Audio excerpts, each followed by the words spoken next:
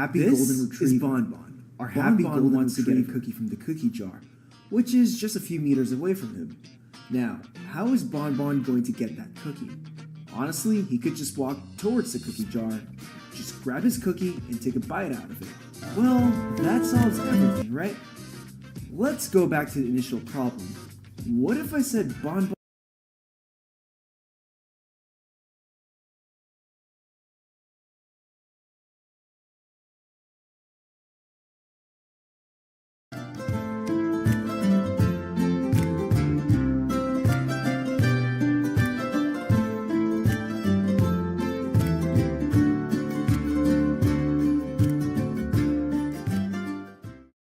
This is Bonbon, our happy golden retriever. Bonbon wants to get a cookie from the cookie jar, which is just a few meters away from him. Now, how is Bonbon going to get that cookie? Honestly, he could just walk towards the cookie jar, just grab his cookie and take a bite out of it. Well, that solves everything, right? Let's go back to the initial problem. What if I said Bonbon could actually run to the cookie jar and then get his cookie? There are so many ways our little dog can get his cookie. Bonbon could crawl, jump, sprint, dive, roll, slide. Bonbon can stop to wish you peace and then proceed to get his cookie. Whatever action he decides to take, he's going to get that cookie. Honestly, he could just walk towards the cookie jar, just grab his cookie and take a bite out of it. Well, that solves everything, right? Let's go back to the initial problem. What if I said Bonbon could actually run to the cookie jar and then get his cookie? There are so many ways our little dog can get his cookie. Bonbon could crawl, jump, sprint, dive, roll, slide. Bonbon can stop to wish you peace and then proceed to get his cookie. Whatever action he decides to take, he's still going to get that cookie. But you've already noticed by now that all these approaches of him getting the cookie have all been different. So there you have it. I've described several different solutions on how this dog can get his cookie. What if I told you him not having the cookie and him finally having the cookie are the keyframes, and whatever action he decides to take are the breakdowns? So what is a breakdown? A breakdown in character animation describes the action and performances that connect our two main poses.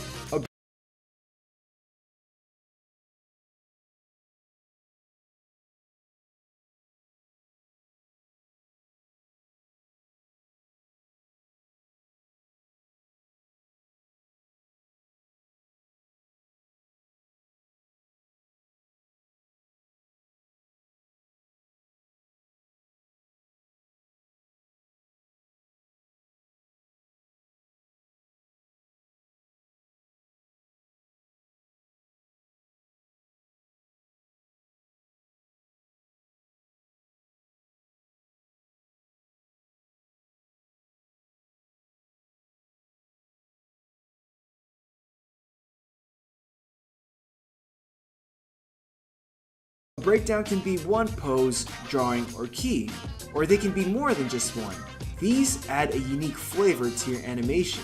It also helps the animator organize how your main keys should connect. I have some visual examples to help. So for this episode, I'm going to be using characters for an idea I have.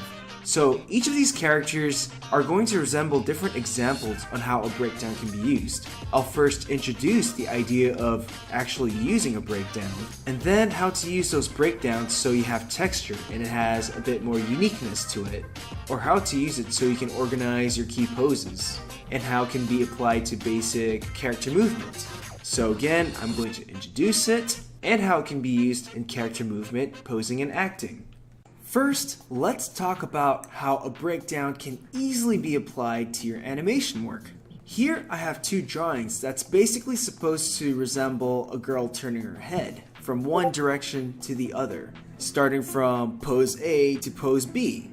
Take note that I'm just going to use these initial two drawings as my main key poses. For my first example, I could simply make a breakdown that simply bridges our key poses. Now, what we get is a simple in-between. There's nothing special about it, nothing unique. There's just nothing specific about it. So that's one breakdown. Now, what if I decided to redo this breakdown, and instead of just a normal in-between, I'll have her head dip down with a blink. Notice how there's a bit more weight. I would argue there's a bit more snappiness to it. The moment feels a bit more special. I'm going to do another example. This time, her head actually tilts upwards. Even if it's not that specific, even if there's no weight, there's something unique about it. It gives a character a certain attitude already. See how a simple breakdown can already change the way the keys connect? How it affects the actual performance of these acting choices? So again, she could turn her head in so many different ways. Now I'm going to do something that's closer to actual acting and performance.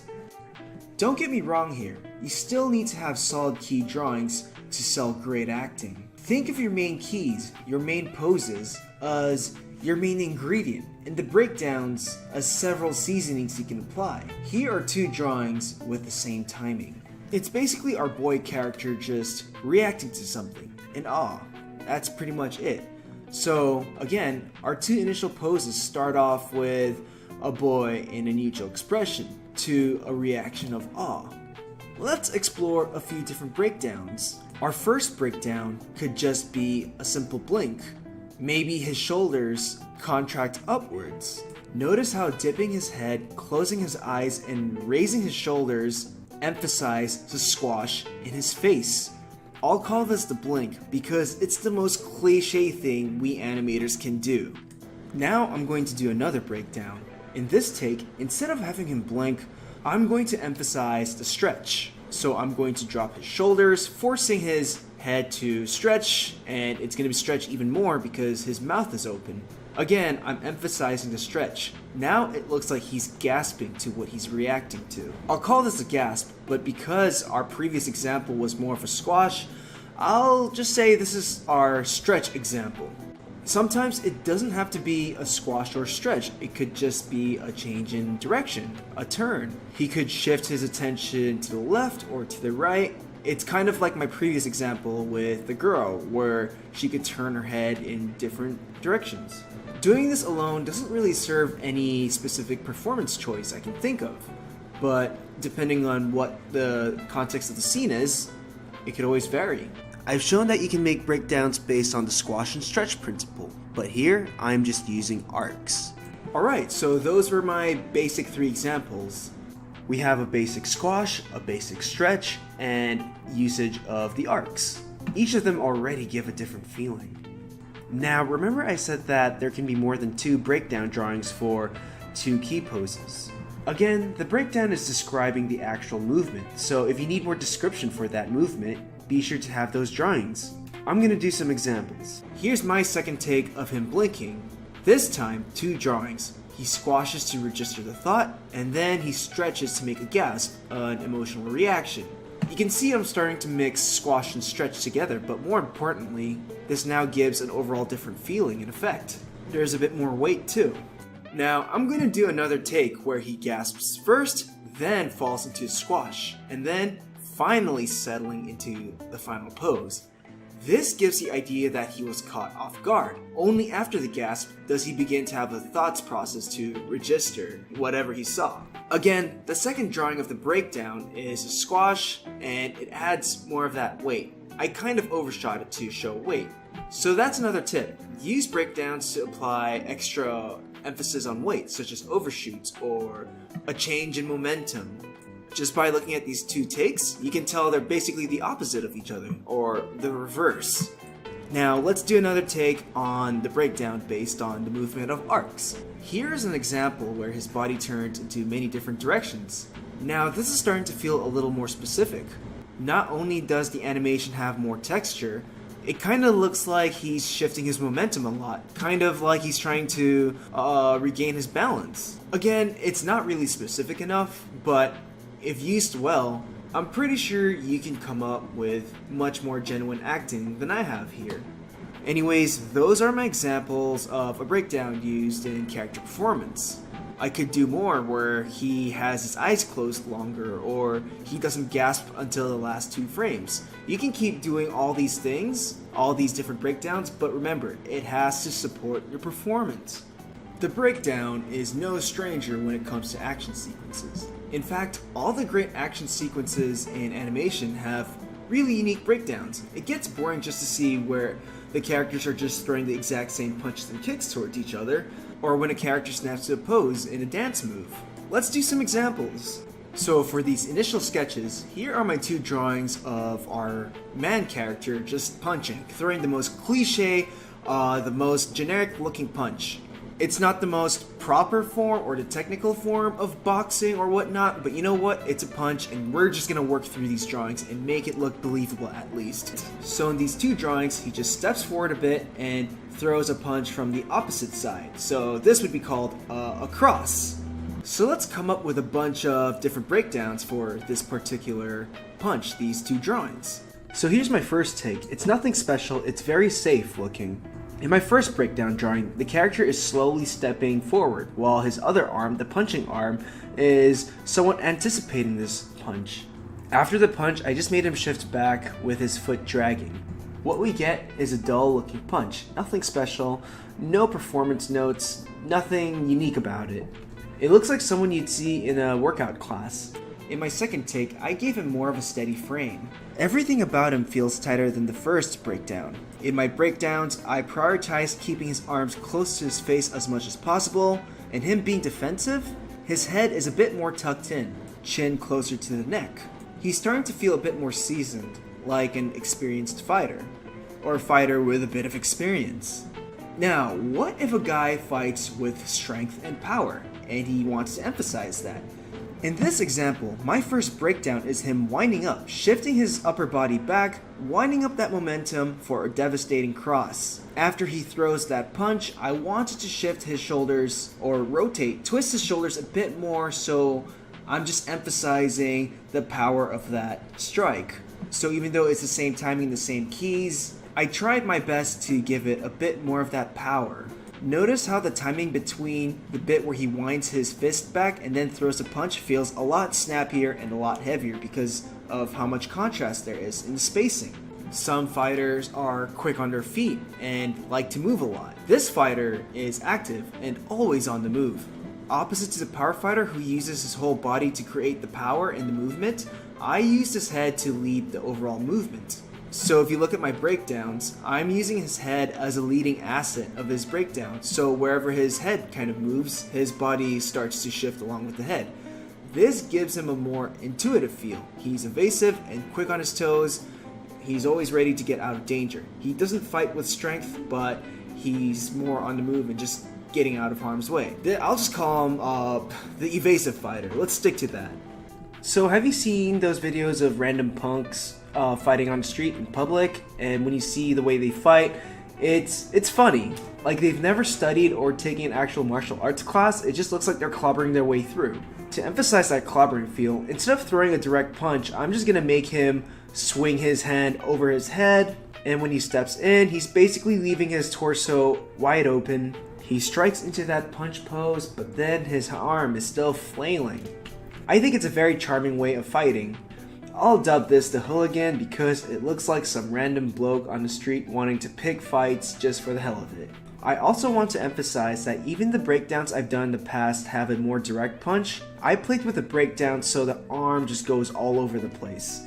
What if there was a man who fought smart? Someone who fought as if he was constantly thinking. He's doing things like measuring the distance between him and his opponent. I emphasized this by having a gentle jab. And I made it open hand in case he had to grab and throw. Or maybe he was just measuring the length of his arm, who knows. He would then return with a quick cross, and after that initial cross, maybe he uses this opportunity to throw a quick jab with the other hand. So in a way, this guy fights efficiently. I'll give it that. Let's call this one the strategist. I'll do one more. Finally, there's a punch where you can tell this man is an expert in other martial arts, especially in the Eastern styles like Kung Fu. In those styles, they like to combine defensive and offensive moves, the push and the pull, the use of your opponent's momentum, the flow of water, and not using energy and force all the time. I was looking at some Wing Chun videos and I wanted to see if I could have one breakdown where he's blocking one punch and our main key where he throws that punch right after that breakdown, and then when he's stepping back, he quickly uses his other arm to block the incoming punch or attack. It all happens really fast, but that just shows how you can make complex breakdowns to fulfill your character's intent and purpose. I could do a lot more takes for these simple drawings, but then again, there are so many options available, it's pretty much endless. You can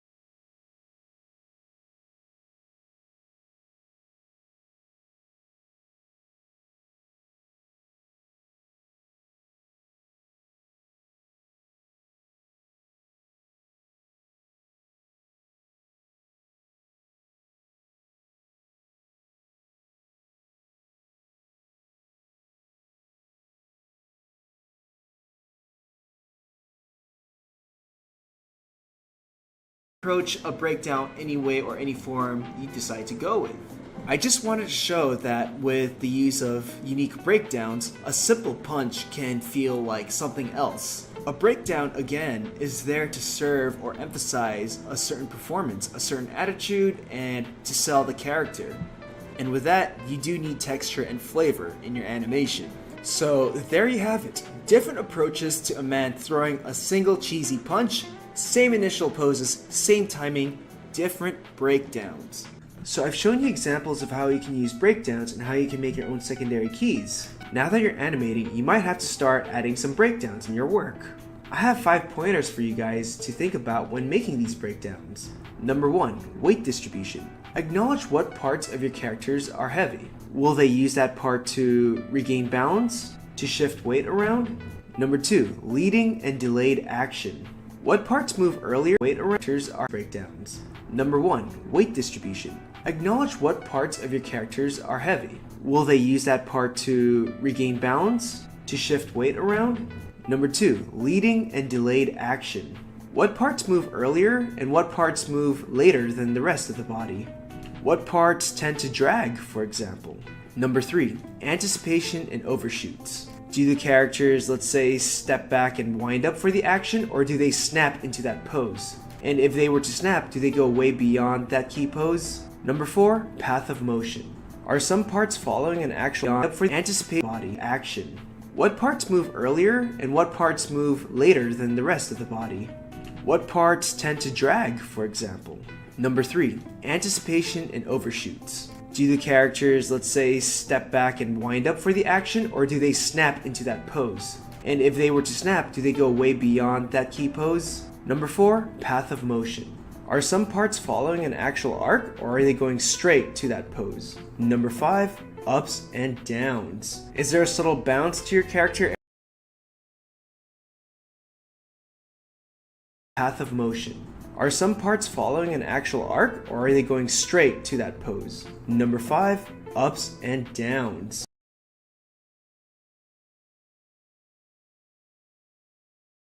Is there a subtle bounce to your character every time he or she walks? While they're doing an action, are they dancing to a beat?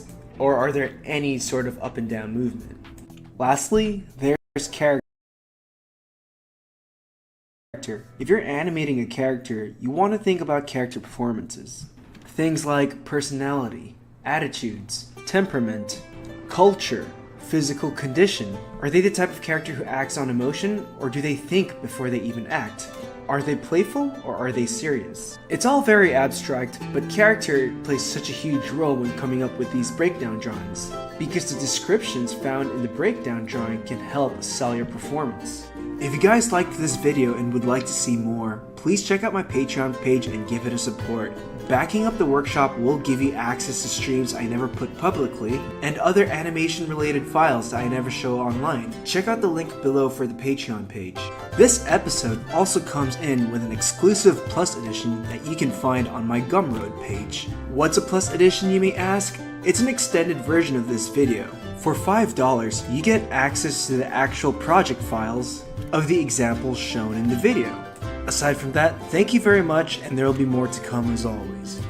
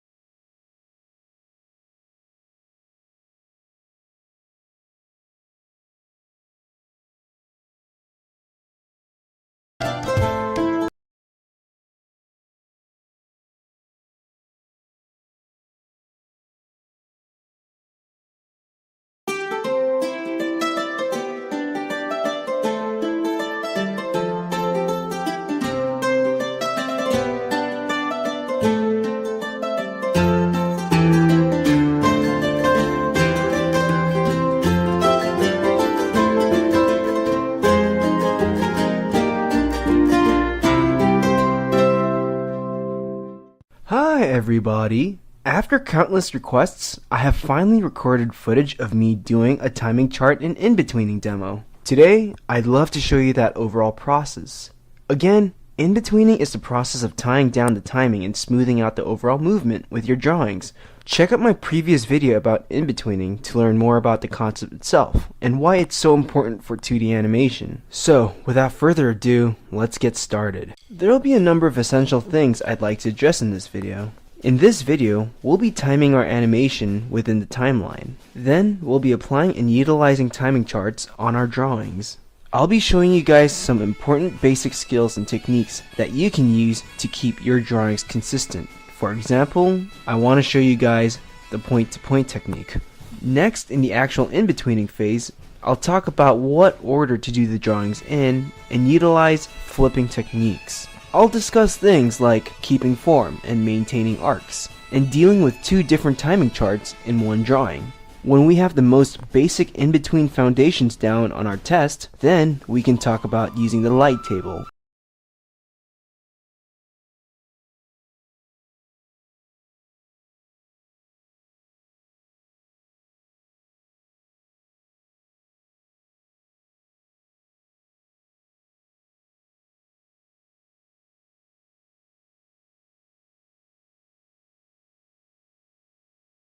Of areas of very tight spacing. Last thing we'll be doing is correcting and revising some of my in-betweens, and explaining why I'm making such changes. Anyways, let's get right to it. The character I'll be using is a mouse named Richard, submitted by Patrick Stannard. According to Patrick, he started out as a fan character based on the Secret of NIMH universe. Come to think about it, I can definitely see the Don Bluth influence in some of Richard's drawings. Patrick uses Richard for his own animation demos, in which he has done in his own regarding the same in-betweening topic. So, to pay honor to that notion, I thought using Richard for the same topic with my own take will be an interesting way to go. Go check out Patrick's work on Patreon at the link below. Also, the man's a beast animator, and clearly his work shows his loving passion for hand-drawn animation. The software I'll be using is TV Paint, but honestly, you can use other softwares like Flash, Toon Boom, any software that's capable of doing animation.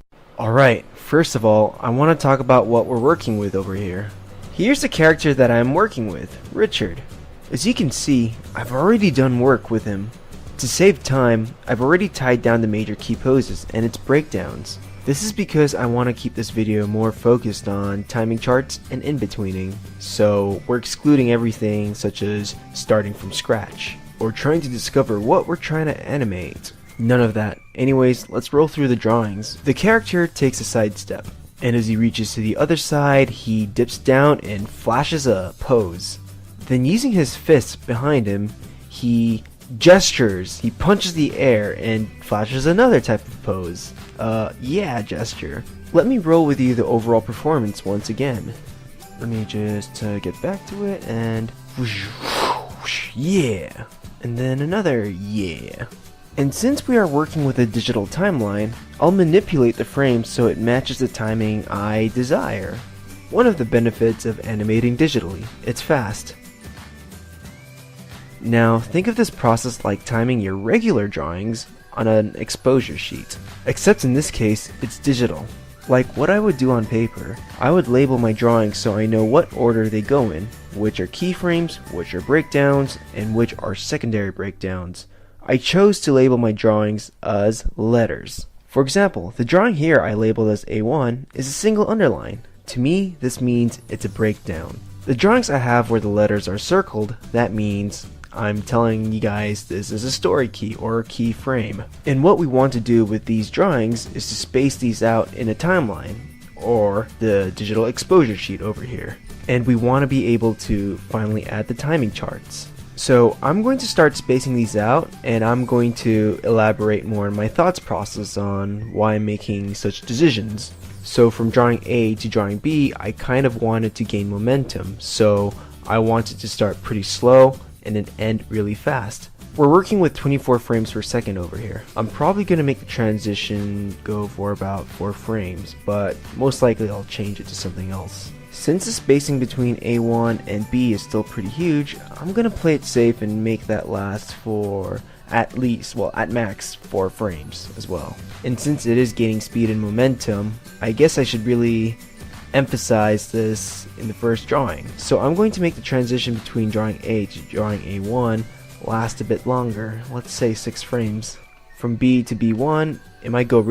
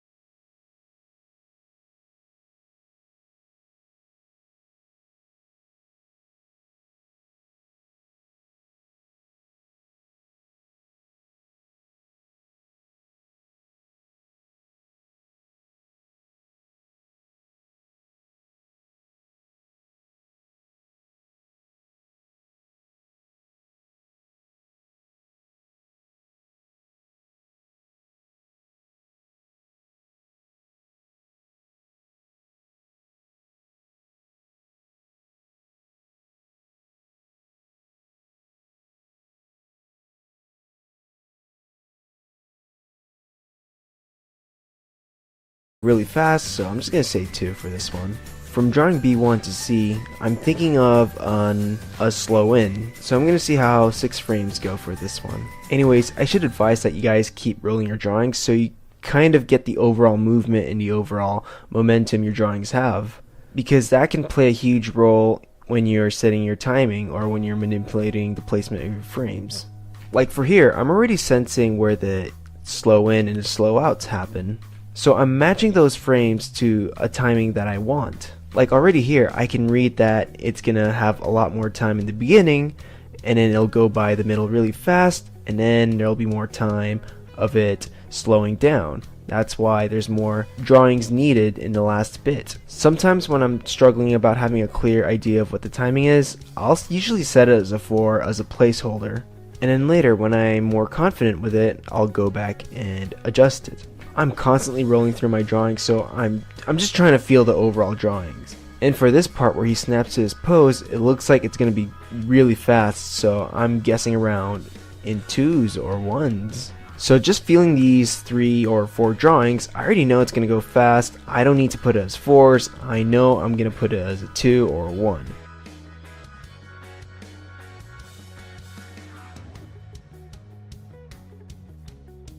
So when he bounces up to this pose, I don't want it to go too fast or else the overall movement won't read. So I guess I'm going to resort to 4s. So when I in between it in 2s, it's going to read. But, which I will get into later, I am going to time different parts of the body differently. Like the head will move differently than the body, and I'll show you guys how to do that later on. Alright, important note here. Try and make it uneven as possible. When you look at your timeline, try and look at where your frames are and whether the spacing between the frames are even or uneven. And having less even spacing of your frames makes things more interesting. It's the same matter of working with asymmetrical designs and asymmetrical designs. Except here it's based on time and motion, but the overall feeling still applies. So it's important to think about things like rhythm. Rhythm creates things like weight and variety and interest, whereas if you have everything that's evenly spaced in your timeline and when you play it, it's going to feel very floaty. And the problem with that is that it's going to make things uninteresting, weightless, and just not interesting. Anyway, sorry I got a bit off topic from the actual animation, but as you can see, I'm already thinking about things where the motion slows down, where it gains speed, and where things go by really quickly.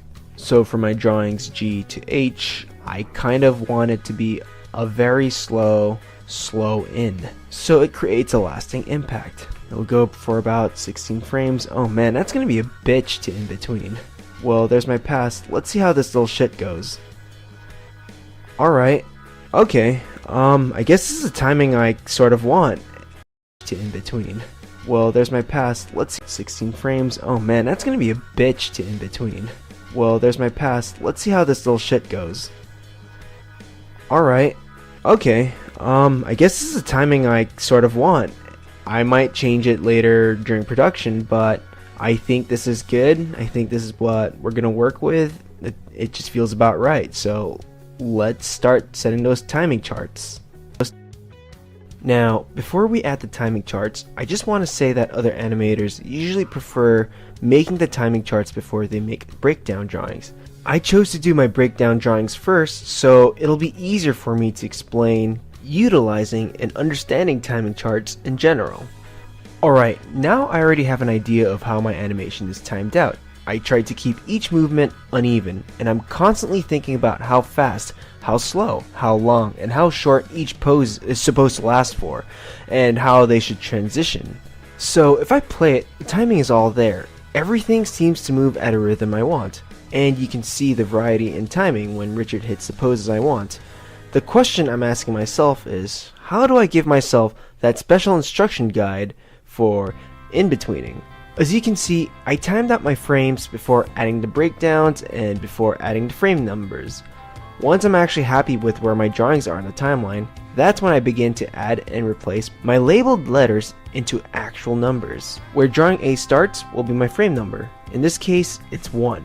And I usually match it with my letters. It's a keyframe. I'm going to circle that. My next drawing, A1, is a breakdown. And it looks like it's sitting on 7, frame 7 in the timeline. So as you can see, I'm basically matching my drawings to its placement in the timeline. I'm adding circles and underlines to indicate their breakdowns and keyframes. This is so that these drawings are now part of an actual footage and not just placeholders of where they should be timing wise.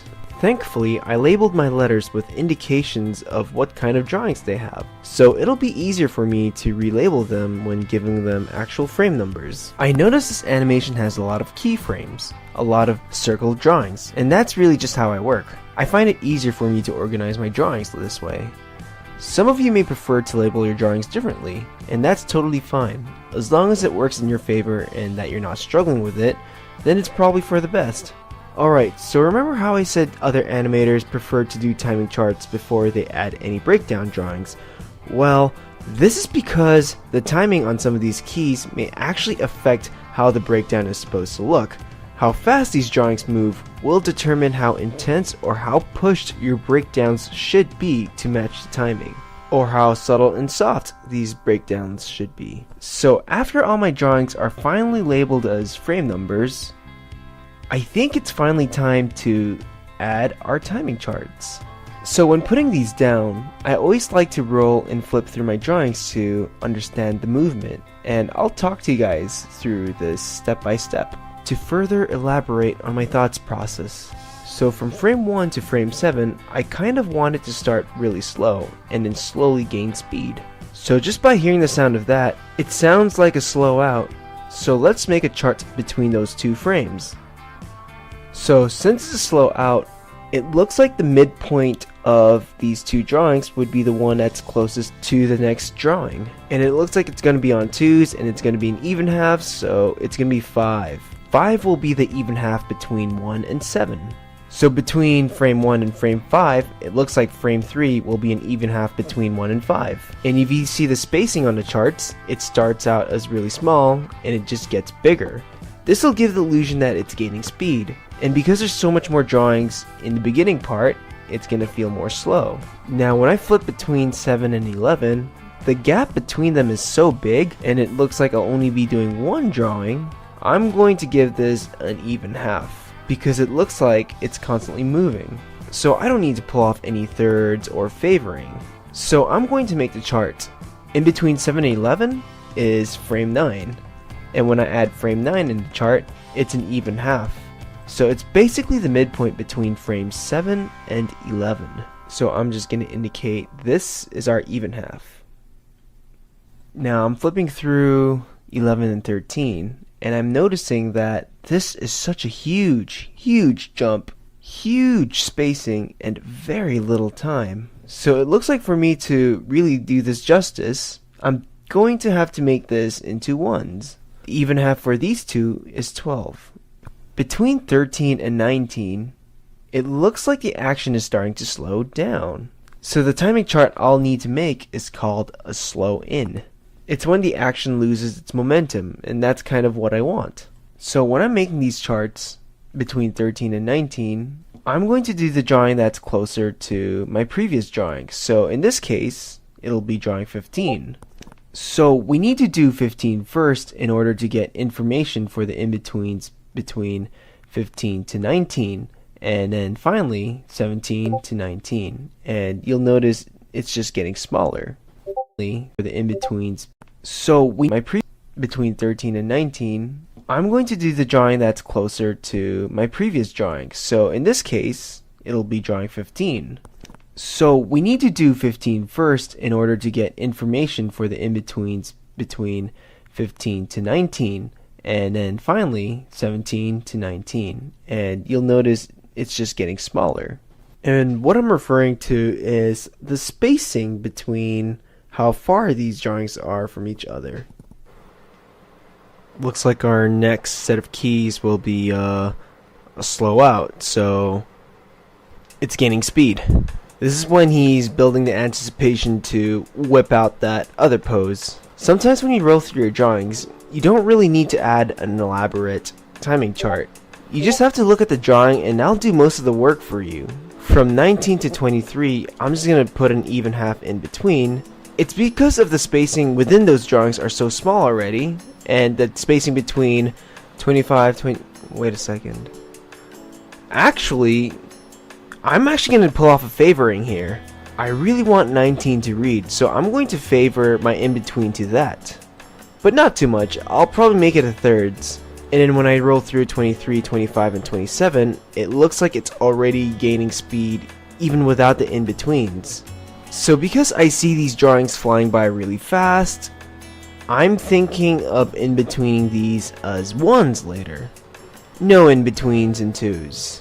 So for these, I'm probably just going to chart these as 1s. From 23 to 25, I'm going to put a 24 for example. From what I have already, it's already happening really fast. I'm just going to make it smoother later in the future. So there will be a 26 as an even halves. Now, when I actually look at 27 to 31, this is tricky because I don't think for something like this, I just in between it as it is. I'm really going to have to think about the context of the overall movement and what's actually happening. At this very point, he's actually dipping down, and what happens after is he slowly moves into his next pose. But to keep things natural and fluid, you have to think about how each body part will move. So when I'm flipping through these drawings, the head and the torso is going to move differently from, let's say, the ears and the arms. Because in the previous drawings, I actually have the arms having a lot of overlapping action. So it's going to be doing stuff like delays from the body movement and overshooting. In other words, I'm probably going to have to make another timing chart for the arm alone. And maybe I'll just have the body move normally or just as an even half. I'm going to make the arm favor the next drawing, or to be more specific, the next drawing of the arm. So let's go ahead and do a reference timing chart for that. So between frames 27 and 31, I feel like we're going to favor the next drawing, which is 31. So I'm going to put my 29 very close to our frame 31. So yes, it looks like I'll have to deal with two timing charts at once. I should have chosen an example that doesn't have to require this. So between frames 31 into 39, it looks like it's going to be a slow in. He's going to settle into that pose. So the midpoint of the chart will be closest to 31, which is 33. And then it'll just get smaller and smaller as it goes down from 35 to 37, etc., etc. Yeah, honestly guys, I should have chosen something that's a lot more simpler. I'm really sorry about that. Hopefully I'll be smarter and more simpler in my next tutorial, which is making breakdowns, and how you can make timing charts first before you implement those breakdowns. Alright, so between frame 39 to 47, it's going to be a slow out, so it's going to gain momentum. So since I'm doing this in the basic 2s and all in even halves, my midpoint will be 40. Looks like it's going to be a 45.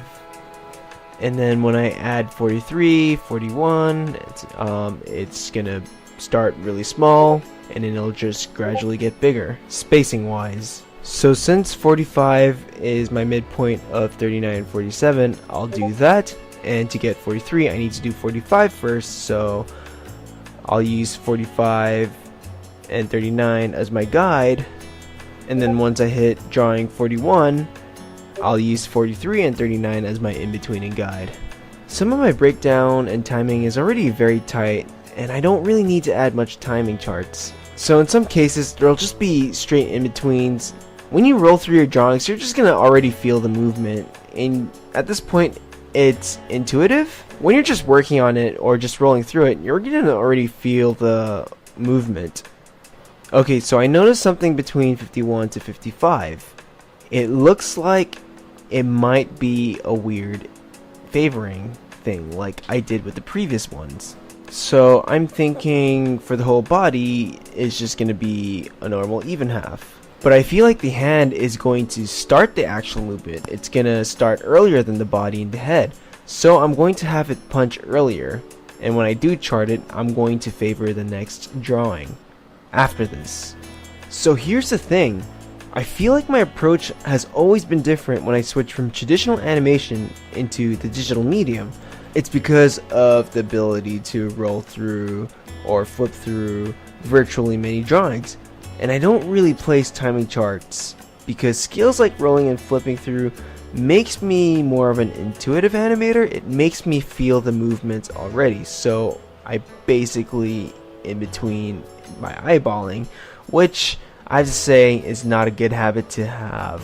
And unfortunately I do have that habit. However, when I'm animating on paper, I realize I'm more careful in my timing choices. I'd have an exposure sheet by my side, and an exposure sheet is basically a traditional version of the timeline here. I'd use an exposure sheet by my side just to indicate where my drawings are, how far they are from each other, and really think about the timing from here. So like in my last video, this is why I recommend animating on paper once in a while. It makes you more decisive. The digital medium will always be a faster choice for me, but I realize now when I work with it, I tend to be more experimental in my approach to timing. So in other words, I'm going with my gut feeling. And you know what? That's not always a bad thing, because you sometimes need to experiment with the timing for a thing that you're not familiar with, or an approach that you've never really done or handled it before. So here, when my timing charts get too big, I actually make another mini timing chart that basically just continues the later numbers of my in-between. This is just for clarity's sake, really. And another thing I have to admit about my work is that I'm very messy when it comes to establishing my timing charts, because I'm always figuring out if there are better ways or better options for timing. So from 59 to 75, it's a slow in, so it's the movement, the spacing of the joints is just going to get smaller and smaller until it reaches to a full stop. Alright, let's roll through my drawings. He starts off very slow and then whips to the other side really fast. His whole body dips down, his arm overshoots, and he quickly gets up, bounces up, and while he's settling down into his new pose, there's an anticipation on his arm behind him. He does a quick swing, which drives the whole body. Then with his rock-on gesture, he slows into his final pose. Oh well, this looks like it'll be an asshole to be in-betweening.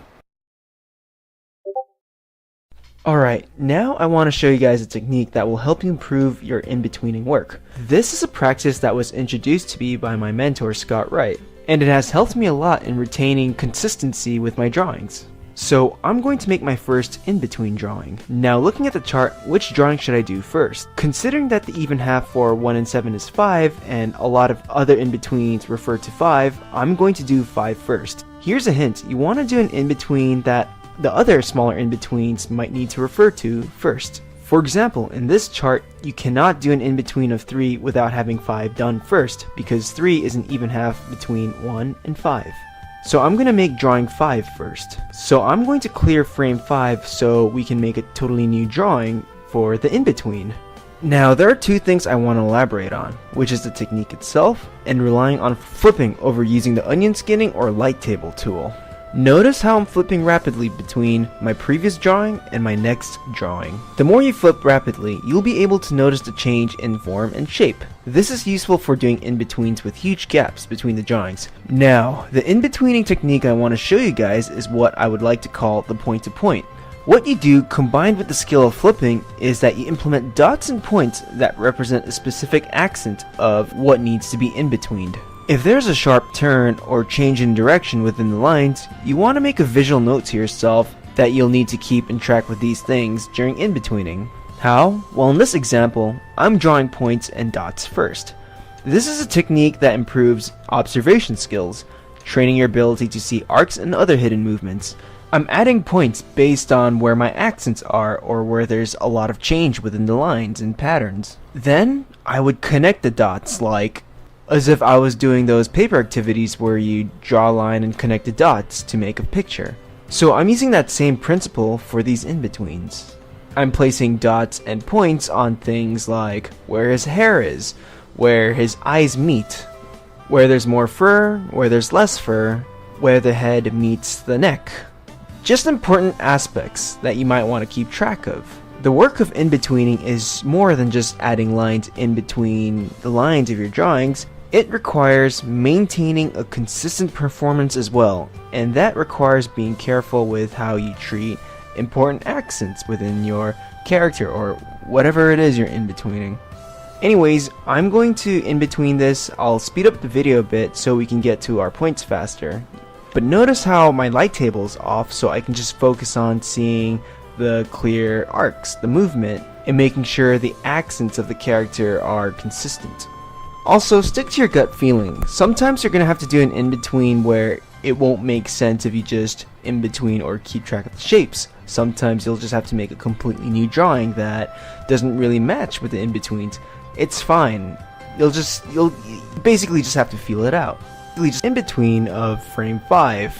Using the dot-to-dot method or the point-to-point method, it sort of helped me maintain a consistent in-between between the two key drawings. So if you're trying to get better at accuracy and consistency, I totally recommend doing a point-to-point approach to your in-between drawings when you're doing breakdowns as well. But remember, this is just one in-between out of whatever umpteenth you have to do. So let's move on. Let's work with frame 9 now, an in-between for frames 7 and 11. Now, remember when I said that there will be cases where we'll have to in-between huge gaps and it'll require to do more than just making in-between lines? Well, let's say you have a character that's also turning their head during the motion. If you were to use a character like, let's say, Richard over here, and if I were just to in-between the placement of the snout and the nose evenly from its first pose to the next pose, it's probably going to lose form. Why? Because most likely we're not thinking about the perspective or where it is spatial wise, 3D wise I mean. So with that in mind, this is tricky, but you do have to treat the objects you're working with its form, its structure in mind, and how it's going to look facing different directions in perspective. It's because of his nose extruding outside of his head, I feel like his 3/4 front view of the snout would be closer to the previous drawing, or where he's turned sideways. It's because we're really taking consideration of the length of his snout. Well, let's try and think it this way. Think of it as an arc that's happening at a bird's eye view of the character. The nose and the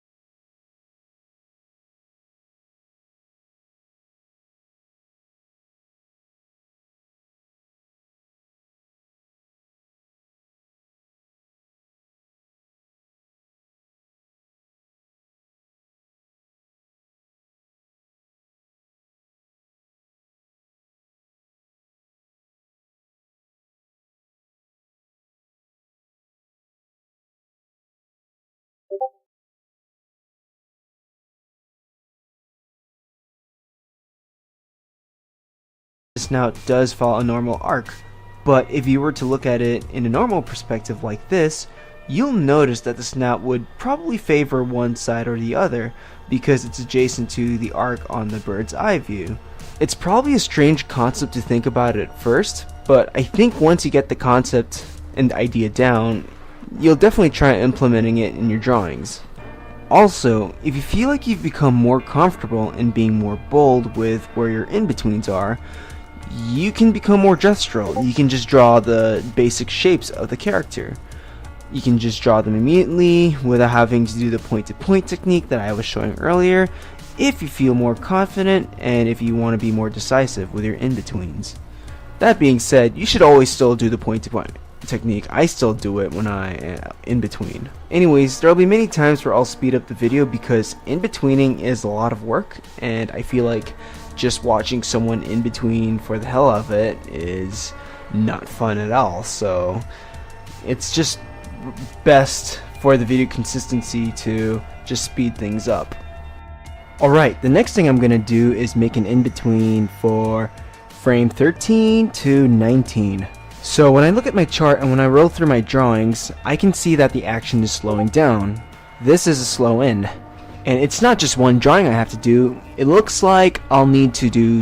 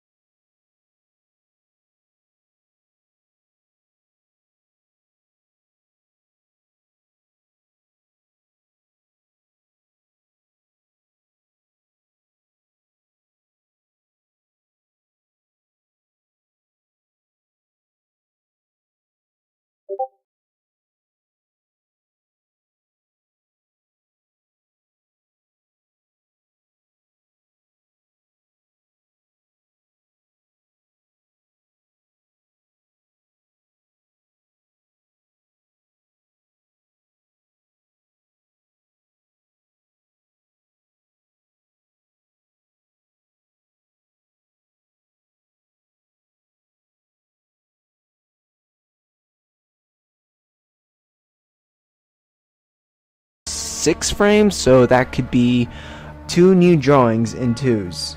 So I'm gonna ask you guys, what drawing should I do first? Well, ask yourself, what drawing will the other smaller in-betweens need to refer to? I can't do 17 without 15, and 15 isn't even half between 13 and 19, so I'm gonna do 15 first. So once I'm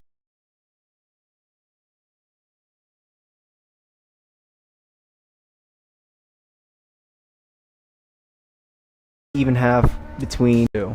I can't do 17 without 15, and 15 isn't even half between 13 and 19, so I'm gonna do 15 first. So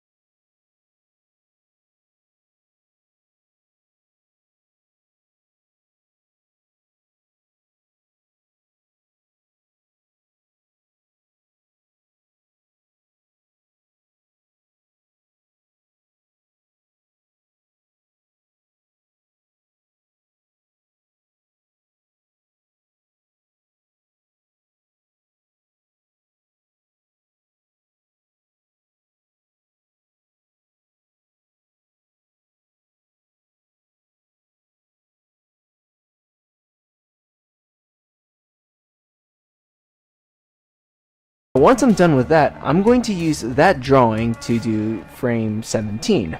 So again, my top advice is to do the drawing that the other in-betweens need to refer to. You can also look at how big the spacing, the drawings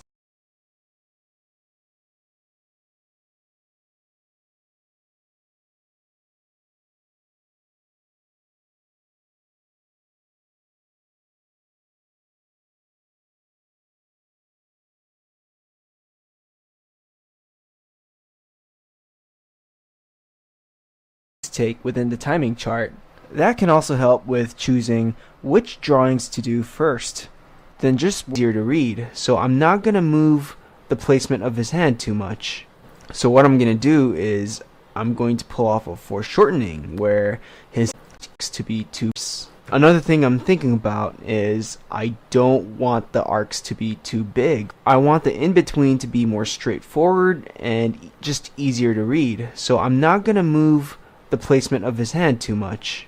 So what I'm going to do is I'm going to pull off a foreshortening where his hand comes closer to the audience. It gives it also more of a popping out feel, something that could add that extra oomph in a very quick and whiplashy moment. So again, I'm an advocate of thinking about the context before actually implementing the in-between itself, like how fast he's moving and the intent. I'm probably thinking a little too abstract right now, but I hope you guys are getting what I'm trying to say. Alright, now I'm working with frame 17. One thing I noticed is that there's still a lot of drastic change in the part where he whips his arm. In the previous drawing, I guess 15 in this point, the arm is more extended. Whereas in the next drawing, it's bent and his hand is now behind him. It's way past his torso. If I were to just do a dead-on in-between, it would look as if his arm is losing volume and that he would have missing joints. So again, imagine you're looking at this character from a bird's eye view, and imagine you're in-betweening his arm from this bird's eye view. At the same time, you're trying to maintain the arc of where his elbow moves, where his hand moves, and how his overall limbs move. And then once you grasp that idea, and when you translate it into a perspective drawing like this, then you'll notice that the arm sort of overshoots or extends way more out than the next drawing. So don't be afraid to overshoot some parts of your character or whatever you're in-betweening. In fact, it could work better for them. It's kind of like choosing colors for painting. Sometimes you'll work with a color combination that doesn't look like it'll work at all, but when you do use those colors and when you do improvise with them, it seamlessly works together. So part of the art of in-betweening is actually learning how to take risks with adding new arcs. Alright, so let's see what we have so far, because I'm pretty curious how it looks like when we play it. Alright, so when I watch it, I have to say I'm not really a big fan of how the ears are working. It's because they feel a bit too mechanical and there's just not enough character, and I feel like we could add things like overlapping action. So I'm thinking, what if the ear dips down as soon as Richard's head pops up? Using frame 13 where Richard's head pops up, I'm going to erase the ears, or what I have of the ears, and actually make it favor a down pose to give it the illusion that it's actually being dragged by the head, which is going up. Just think of things like weight distribution. It just creates more of a believability that there's a weight difference between his head and his ears, which are more floppy. Alright, so in order for me to do frame 21, I'm going to have to pull off an in-between in thirds, and it looks like frame 21 is favoring drawing 19. And again, it's in thirds, not favoring. Now, doing things like thirds is really tricky because it's not exactly full-on favoring one drawing over the other. You're taking consideration with the other drawing that's not favored as much, but it looks like it still has an influence. Whereas if you were to do a straight favor, it's easier just to favor one drawing, but in thirds, you kind of have to find a way to mix both, but really show that you're favoring one over the other. Now again, there's a few reasons why I put this as thirds. One is because it's going to read pretty fast, and two, I want to give a more snappy feeling between the transition. And if I were to even half it, it might feel a little floaty because you wouldn't be able to read the pose where he's standing straight up. I have to say, thirds I always find difficult and very annoying to do because there's a lot more thinking involved when making drawings for thirds. And the only time I see myself using thirds is when I really want a key to read, or when I'm animating something with a lot of very slow and subtle movement. And that's why I had Richard do something quick and very simple, because it's easier for me to show you guys the basics of a timing chart and how to read them or utilize them. Well, I hope it's helping, but yeah. Now you might be asking if there's anything else that's trickier than doing a thirds. Well, what if you're dealing with 2 timing charts instead of 1, and you have to show those 2 timing charts in one drawing? That can be a real bitch, but it's one of those things where you have to keep in track with what's moving and the context too. Again, the context. So, the primary timing chart I have on the upper right features Richard's head, his body, his overall primary bodily movements, the more bold gesture. The second timing chart focuses on his arms. I even labeled it hand, arm, or whatever, but as you can see, I'm favoring the next drawing. Honestly, if you just keep flipping and if you keep observing which is moving and what moves first, then I think it's actually not that complicated. It's just that you're using other things like secondary movement, overlapping action, and you can even show those in a timing chart like I'm trying to do in this case. When the head and his body pops up, I want the hand to come down and stay down for a little while.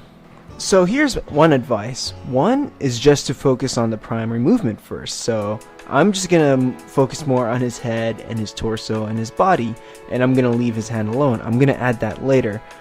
So while I'm in betweening this, I'm gonna try and think of other things to think about, like overlapping action within the little hair tuft on his head, or his ears, which I might actually just eyeball later. So I'm probably approaching this ear thing first as a normal in-between.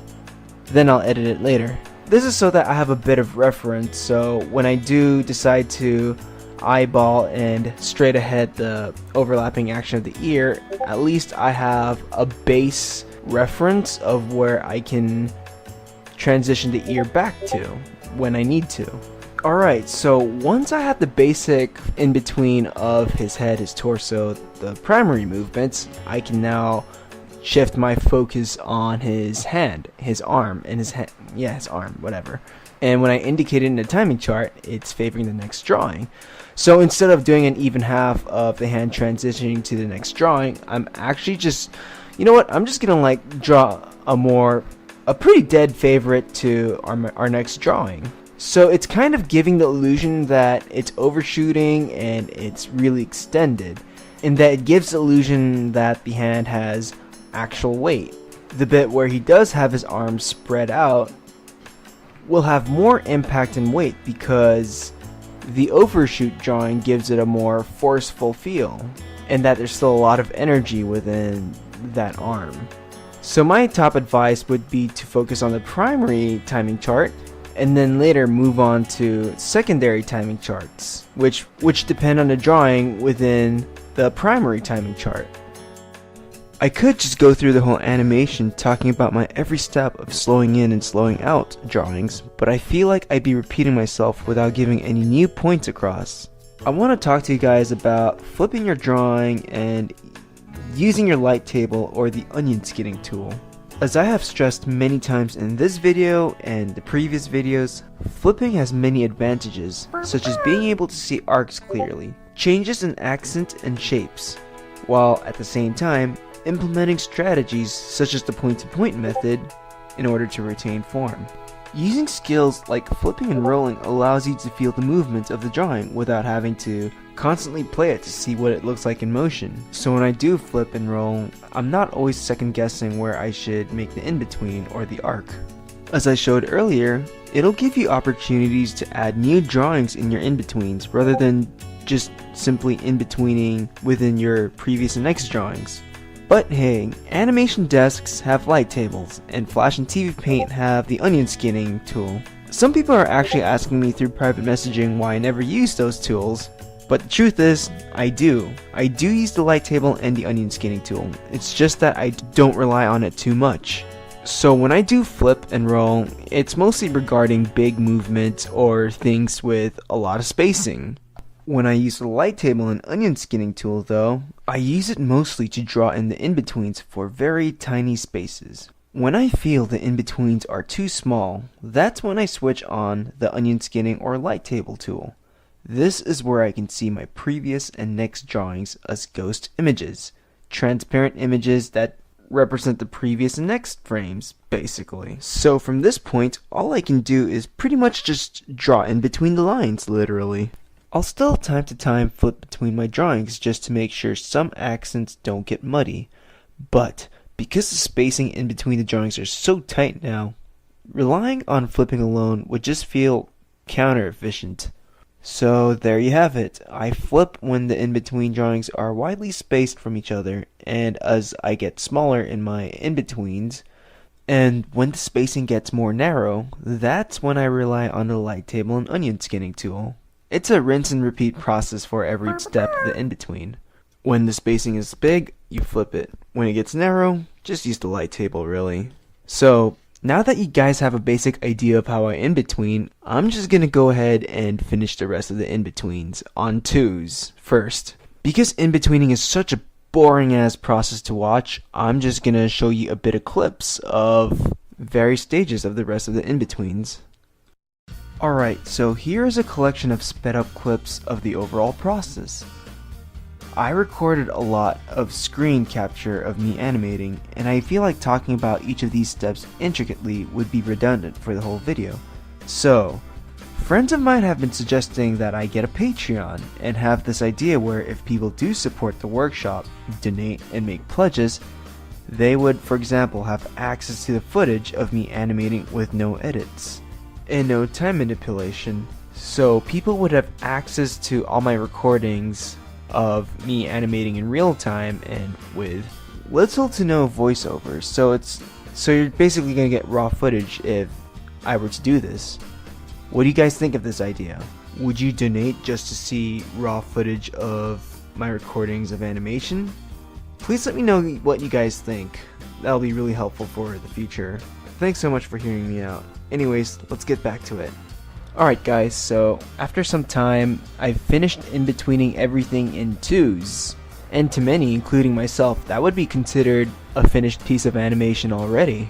So as you can see, I'm previewing the animation with all my in-betweens in twos. And just by looking at it, there are some things I want to change before I in-between some of the things in ones. Personally, I'm not really happy how the transition goes between 33 until frame 39. When he gets to that down pose, it feels like the momentum just suddenly dies. There's no slow in or slow out. It just stops. As I roll through the drawings, you'll notice the stop is really sudden. So I'm telling myself this thing needs a bit more cushioning. The frame right before 39, where the pose stops, 37 just feels way too evenly spaced, so there are several methods we can implement. One method would be to stretch out the transition so there'll be more drawings for the cushioning, the slow in. That would be my number one instinct if I wasn't really strict with the timing, but that's the thing. I don't want to change the timing at all, and if I do, I'm gonna have to relabel every drawing after this. So I'm going to do my best to retain the overall timing. This leads to plan B. Basically change the spacing of that one drawing that's bothering me, which in this case is frame 37. So for reference, I'm going to make a timing chart that'll show you guys what my solution is, what my proposal is. Instead of having to change the timing for everything, I'm going to make frame 37 favor 39. So you get that cushioning effect. It's really short, so I'm going to adjust the spacing of frame 37 so it favors 39, and the reason is, 1, it slows into this pose, and 2, it's going to make 39 read a lot better, which I felt was way too abrupt in the original preview. So you could do a cushioning in thirds where it favors the last drawing, or you could just do a direct favor, which the drawing is basically almost the same as 39 with like a 10% influence of frame 35, your previous drawing. I could do a direct favor, it'll make things feel more snappy, but I kind of do want a bit of that spacing, that subtle spacing, so I'm gonna go with thirds. Oh, and another thing, when I do use a lightbox, I do use it for things with very specific spacing or timing, like thirds or favorites. While I would flip, the spacing isn't broad enough, so I feel like if I were to flip and add my dots, I could easily mistake it as an even half. So yeah, I suggest using a light table in this at the same time flipping, so you still get to keep track of things like volume, form, and just consistency. Things like thirds and favorites can be really tricky, so, just use whatever works for you in this case. Just to remind you, the reason why I'm doing this is so that there's more of an ease or more of a cushioning towards frame 39 instead of having that abrupt, and I feel like we can achieve a more cushioning effect. It'll go by really fast. It'll be really subtle. So as you can see, as I preview it, it's the same timing, but there's more of a subtle cushioning, which is the effect I wanted to go for. The next key correction I want to make is how the ears move between these drawings. The transition or the placement of the ears just snaps to its place, and I kind of wanted to drag instead of having it snap. It'll add more character and weight to those ears of his. So in scenarios like this, I would sort of eyeball it. I would keep what I originally did in mind because it shows the default placement of the ears at least, but I do want to really play with that overlapping action with those ears. So as you can see, in my drawings, I'm erasing the ears and replacing them and approaching it in a straight ahead fashion. So there's my other note. If you aren't really clear on how the ears or overlapping stuff are supposed to move, just add them later and do them straight ahead. It's a more fun method, and I feel like you can really get a lot of the character out by doing this. Once we're done, we're in-betweening in ones this time. Alright guys, we're nearly done. There are some in-betweens I haven't done yet, and those are in ones. If I play the animation as it is right now, it works. No It ones. looks like it's Nothing, done, and I can nothing, pass it on as an in-between demo. But But again, the thing I've about actually ones charted is that they add a lot of some drawings, subtle as you energy can to see. it. So it's important to have that. We can add a The best one time in to use between. ones So if is we look when at the timeline, movements or are turn so this shit broad off. and they If happen we really look at the fast. timeline, Giving those and actions just in lock ones that, will make the action feel fast and, most importantly, smooth. 24, we can As add I a do new drawing in 24, between. a frame that's in ones, This, presentation of how everything feels weight-wise. Think of doing ones as turning that graphical element into something that's more detailed and more intricate. So in a way, it can be harder and probably longer for someone to really feel the weight within the animation. So even in ones, you kind of do have to think about the spacing of the in-between, so it works. So my top advice, if you're gonna do ones, use them wisely. Because production value wise, they're sort of expensive, both workforce and budget wise. Anyways, since we're on the topic of ones, there's another thing I'd like to show you that's just as important for in-between work, especially for fast motion. Alright, so we talked about in-betweening in ones, but there's more to it than just in-betweening it in ones. The next thing I want to talk about is utilizing the smear. First of all, what is a smear? In my best description of what it is, it's basically a hand-drawn motion blur or a quick representation of a fast movement. I have to make an in-between in these two drawings, but the gap is so big and it's a huge, powerful whipping motion. So this is where I'm thinking a smear would be good for this part. So I'm going to draw a smear frame in frame 26. When it comes down to smears or really big dramatic movements, I like to focus on the thing that has the biggest movement. In this case, it's its right hand. So the way I'm drawing this hand right now is I'm stretching it. I'm giving it a stretched drawing, so it gives that illusion that there's a motion blur going on. In a way, yeah, I am breaking the form and I am breaking model, but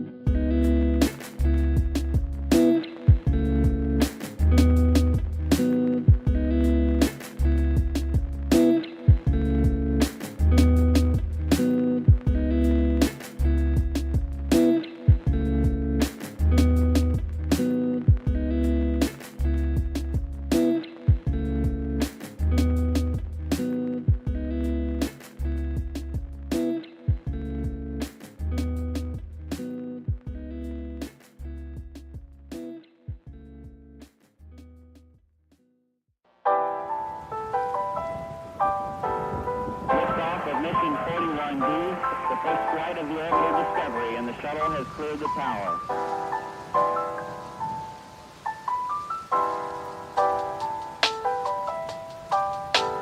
Discovery's core computers now have primary control of critical vehicle functions.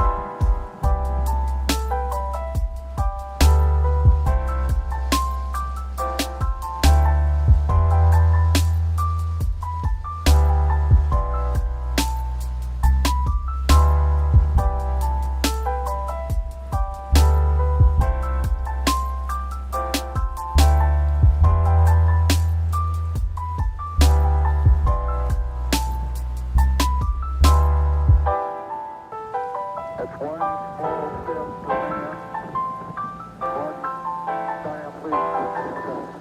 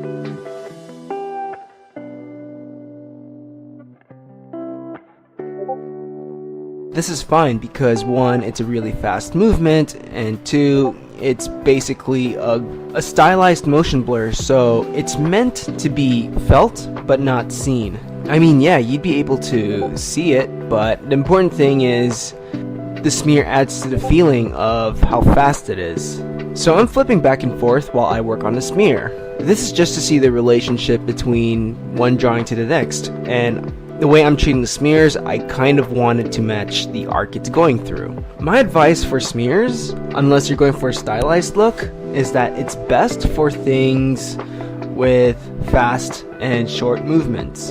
Unless you're going for a very stylized look, I wouldn't recommend using smears for things on 2s, or you'd use smears all the time, because what happens is that smears do give your character a rubbery feeling, and while that does look cool, you kind of have to consider that it'll just make everything feel wobbly rather than having a concise form. A lot of classic MGM cartoons really utilize the smear. You guys should check out this old animated short called The Dover Boys. It's sort of very limited in terms of how it's animated, but the way everything snaps into place and the way they utilize the smear is pretty good. And to me, I just think it adds a lot to the comedy in the animation.